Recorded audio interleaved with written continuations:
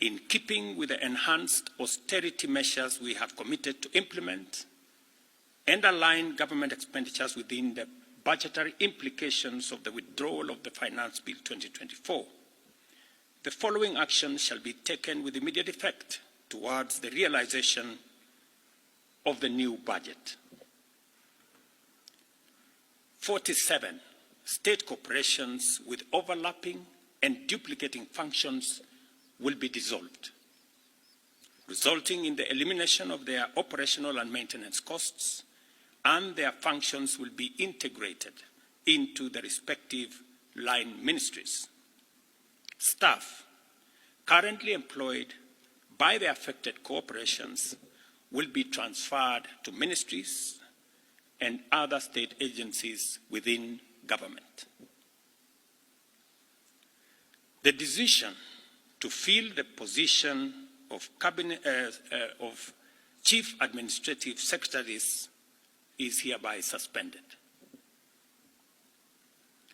The number of advisors in government shall be reduced by 50% within the public service with immediate effect. Budget lines providing for the operations of the Office of the First Lady, the spouse of the Deputy President, and the Prime Cabinet Secretary will be removed.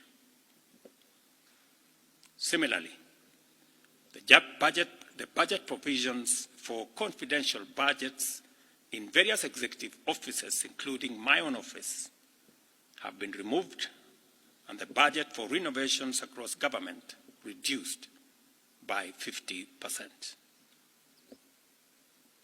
Henceforth, public servants who attain the retirement age of 60 shall be required to immediately proceed on retirement with no extensions to their tenure of service whatsoever.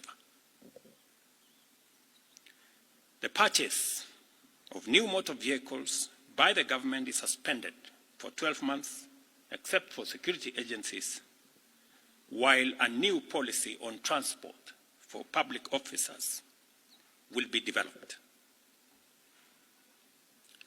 All non-essential travel by state and public officers is hereby suspended. No state officer or public servant shall participate in public contributions or harambees going forward. The Attorney General is hereby directed to prepare and submit legislation to this effect and develop a mechanism for structured and transparent contributions for public, charitable, and philanthropic purposes. These measures will be followed